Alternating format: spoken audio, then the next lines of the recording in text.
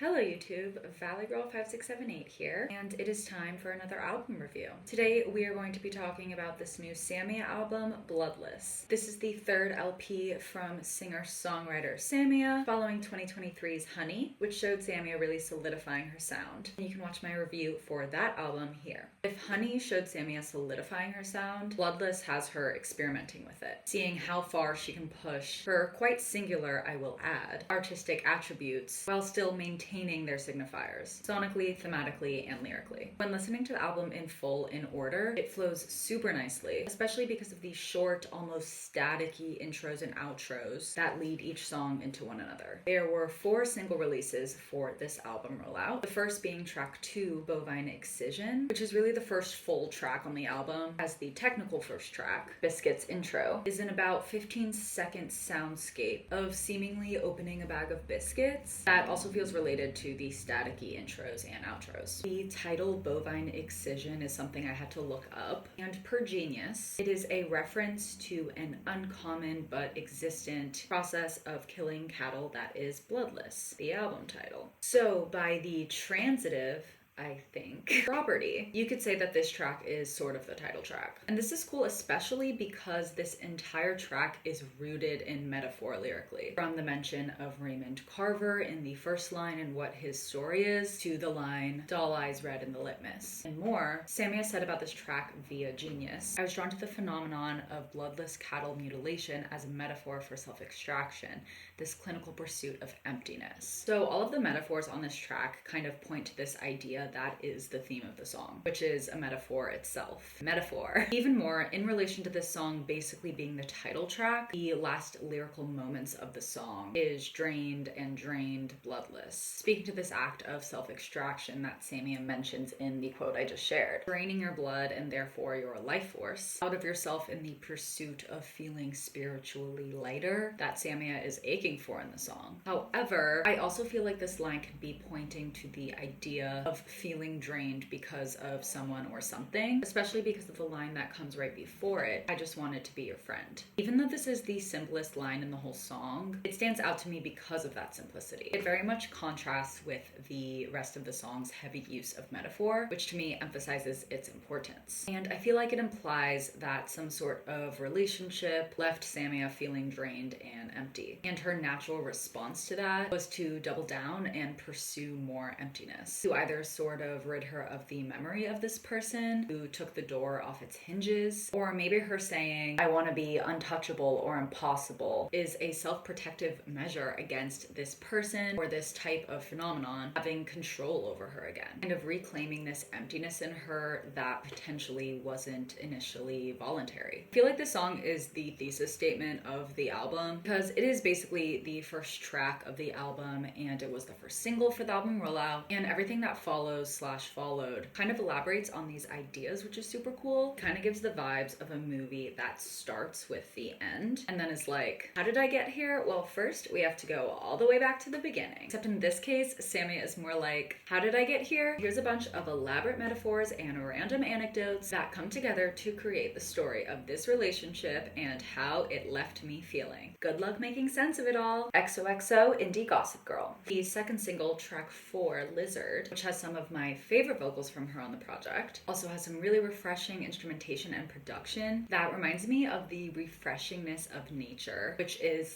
/ matches the theme of the song, which seems to be more specifically about how nature mirrors human life because we are simply just a part of nature, but we forget it. We forget that all the time. So it can be and feel kind of stunning to be reminded of that. One example of that, where she references blood, which connects to the album title, obviously, is the line, wiping blood with your upper hand, making a wall of me. The second verse is like the most poetically epic way of saying what will be, so let it be. And this sort of statement through metaphor on life and nature is exemplified most clearly and simply in the chorus with, it's a beautiful party and it's not mine to ruin, don't do it. The third single release was 2 tracks, track 3, Hole in a Frame, and the closing track, Pants. Hole in a Frame feels almost like a sort of spin-off from the previous track, Bovine Excision, especially especially with Hole in the Frame's main lyrical motif being a little death goes a long way. But also with this idea of a hole in a frame, a gap where something used to be that made the frame a frame. Now it is a frame with a hole in it. Lyrically, this track feels like living in her thoughts in her head, which is amazing. Just amazing writing. Speaking of amazing writing, the line at the end of the track, maybe I was born for this, dying to myself while you hold the onus, is such a stunning description of this relationship dynamic, or at least how Samia perceives it. And then following that, asking, will you hold the onus? Repetition, followed by more, a little death goes a long way repetition, feels like Samia trying to confirm that this person will indeed hold the responsibility, be the responsible person, so that she can fully commit to this theoretical nature of hers and experience these little deaths. And the sonic build of this part into the sudden settling of the outro complements this idea very well, especially with the last line as part of the little staticky outro of the song being letting pass every spark, which is an actual line of track 11, Proof. So there's a connect there as well. The closing track, Pants, the other third single, is honestly probably the least listenable track on the album and my favorite on the album. It's such an interesting track. Like, I feel like this is the track on the album where she pushes her sound the most creatively, like developmentally, structurally, and instrumentally. It's kind of all over the place, but it still mostly works as she takes you on the ride of the song. It doesn't feel like something you are just witnessing. It feels like you're in it with her, which I think is why it works even when it technically kind of doesn't. There's also pretty heavy lyrical repetition, which grounds the track throughout all its ebbs and flows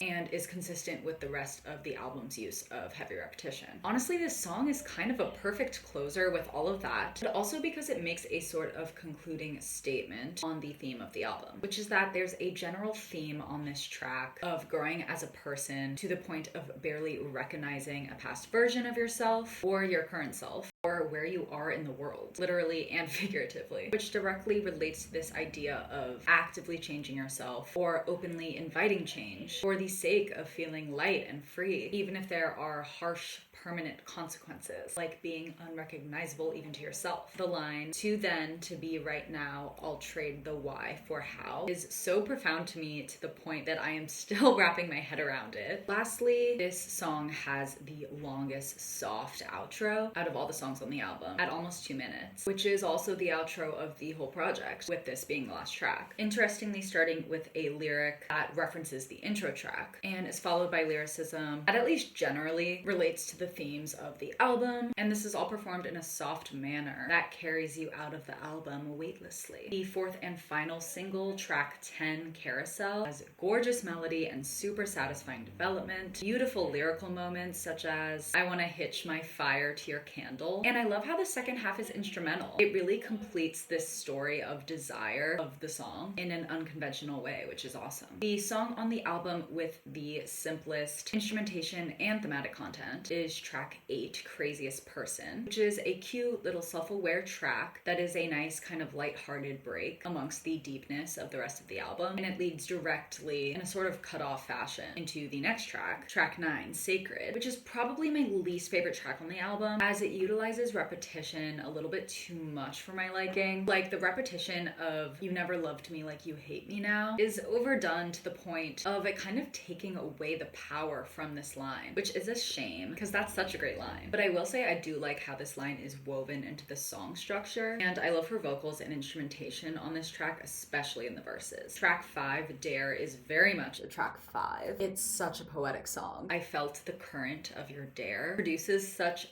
vivid, visceral imagery, and unlike Sacred, its repetition of various lines feels very warranted and necessary for the point Samia is trying to get across, especially the line, I will always understand the way that you protect him. The next track, track 6, Fair Game, has really nice chill instrumentation that, like Craziest Person, is refreshing. There's a blood reference with Blood's Mine or Blood's Lost, and you can go outside on a hot night and clap, but you won't get your blood back, as well as another nature reference where she compares herself to various bugs. There's also a death reference with To Die Hard and Be Light, and a frame reference with From Behind a Bowed Frame. And you get a preview of the Wanna See What's Under These Levi's repetition on the last track, Pants. So lots of references to other tracks on the album. References. Perhaps because it is the halfway point of the album, kind of the bookbinder of the album. I love her vocals on this track as well, and it leads into the next track super nicely, which is track 7, Spine Oil, which also has a blood reference with the line, I made a blood pact here with Gigi. I love You've Mistaken My Joy for Weakness, and I'll take the plant like a virgin, everything hurts when it goes in. Track 11, Proof, also has a blood reference with the line, the girls bleed and drape over the recliner, and a death reference with to be loved like a child's toy or cigarette is to die a funny feeling in the chest, which I love. I love that line. I also love You Don't Know Me Bitch and her delivery of that. And like I mentioned, it has that connection with Hole in the Frame, I believe, with the line letting pass every spark. So there's a lot of connection. This is honestly one of my favorite written songs on the album. It tells the story of her feelings super well, and it's just such an honest track. And the following track, track 12, North Poles, is such a sweet, honest love song that has an amazing build that feels like the expression of love and how overwhelming it can be. So overall, I really love this album. I honestly like it better than Honey, and I loved Honey. I just think it's much more fleshed out and frankly impressive. Even though it is quite complex and deep at times, it's still such an easy listen in order all the way through, partly because of those intros and outros. But those are also just a piece of the fact that this project is just super well executed. The bloodless theme runs through the album effortlessly. None of these songs sound the same as any others, yet they are all so cohesive with one another and often connect with one another and flow into one another so well, which speaks to the fact that the track listing and therefore pacing on this album is perfect. She pushed her lyricism and sound to a point of pure experimentation, which I always respect. And yeah, I think it's almost a perfect album. So I'm gonna give this album a 9. Thank you so much for watching this video. If you liked it, don't forget to give it a like and remember to subscribe. Follow me on Instagram, Spotify, and TikTok, which I don't really post on anymore, but if you want to follow me, you can. All linked below in the description, and keep an eye out for my next video. Bye!